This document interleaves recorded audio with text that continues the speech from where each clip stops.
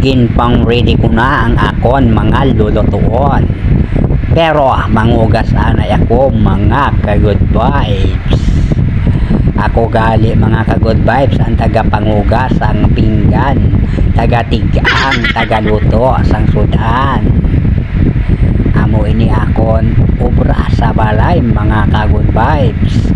Ginabuligan ko ang akon pinalangga nga asawa. Wow! Samtang mga ka-good vibes kapangugas ako dira. Basi gusto nyo magpahugas ka pinggan, i-hire nyo na ako kay tanda ako mangugas. Isa kalabador mga ka-good vibes, ubos ko sa pangugas lang kapinggan. Pati ka mga ka-good vibes, joke lang. Wala gani kalabot isa kabalde, ubos ko na. Samtang ako na mga ka-good vibes ginabunlawan ang baso, ginsunod ko na mga kutsara mga ka-good vibes. Pagkatapos na mga ka-good vibes, ginsunod ko naman ang mga yahong. Pagkatapos na, sunod ko naman ang mga pinggan. Lantawan yung mga ka-good vibes ang akong pagpangugas. Tama ina kalimpyo. Kaya ang akong ginagamit nga habon. Smart lang mga ka-good vibes. Smart sa kalam namin na mga ka-good vibes. Isang bunlaw na lang mga ka-good vibes at matatapos na ang aking paghihirap o iste ang akong pangugas. Ginuna ko gali mga ka-good vibes ang mga kutsara, kaginsunod ang mga baso. Pagkatapos ang mga baso mga ka-good vibes, ginsunod ko na ang mga pinggan.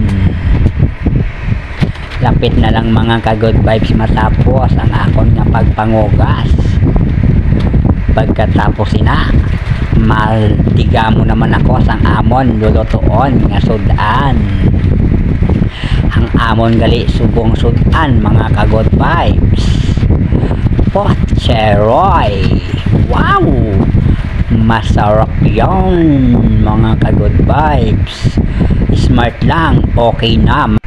Ginkuha ko na sa plastic mga ka-good vibes ang akon nga saging kag repolyo, kagin hiwa-hiwa sa duwa ka parte.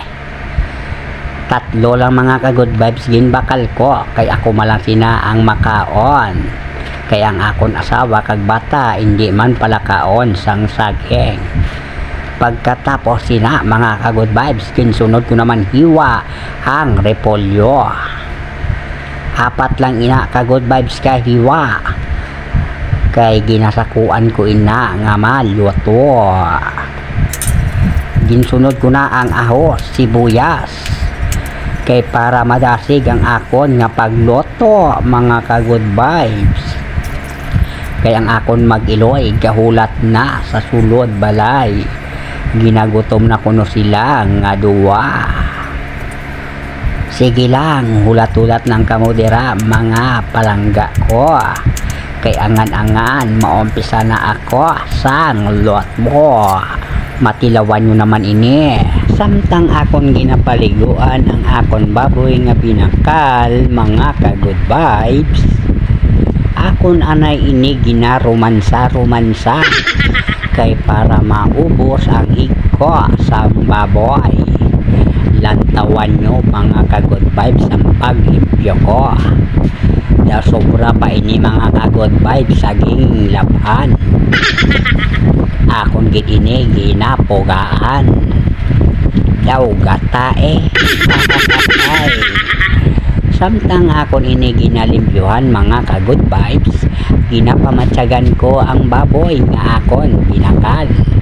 Nga daw ganit pa ini sa nagbaligya sa akon. Pero okay lang ina. Ang importante, makakaon ako sa baboy. Samtang ginapatiyog ko ang kaserola, ginpaandar ko na ang gasol mga ka-good vibes. Kag pagkatapos sina mga ka-good vibes, nag-turn around pa ako. Kinuha ko na ang mantika kag nagpakyot ng kagabi. Kag ginbo-bo, ginbutang ko na ang sibuyas.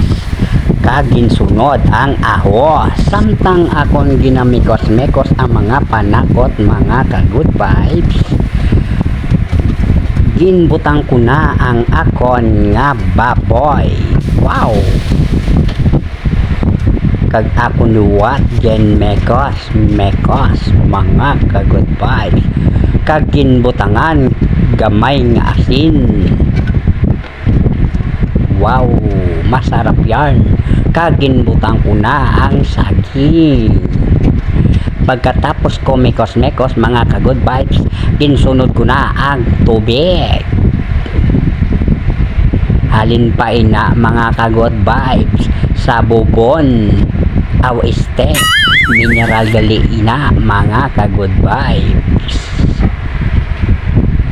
Akong liwat mga ka-good vibes, tuslokon ikasin ko na ini mga ka-good vibes nga tuslok ganit man yapon ang akon nga pinakal nga baboy. Shout out gali sa nagbaligya sa akon sang baboy busing. Damo pa kamo da kung gaano katigas ang imo nga baboy, amo man katigas sa imo. Ginsunod ko naman mga ka-good vibes ang Noryobs. Kaya mo ina mga ka-good vibes ang gapadugang sa akon enerhiya. Ay, enerhiya ko no. Akong liwat mga ka-good vibes gin mekos. Wow, do ka namin agitukbon mga ka-good vibes.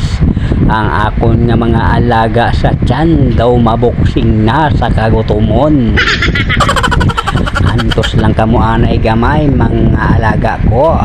Pagkatapos sina ginbutang ko na ang repolyo. Kay amo ina gapadugang enerhiya sa akon. Pagkatapos ng 100 years nga pagulat mga ka-good vibes, sa wakas naluto na ang akon nga pochero. Ara mga ka-good vibes, yan.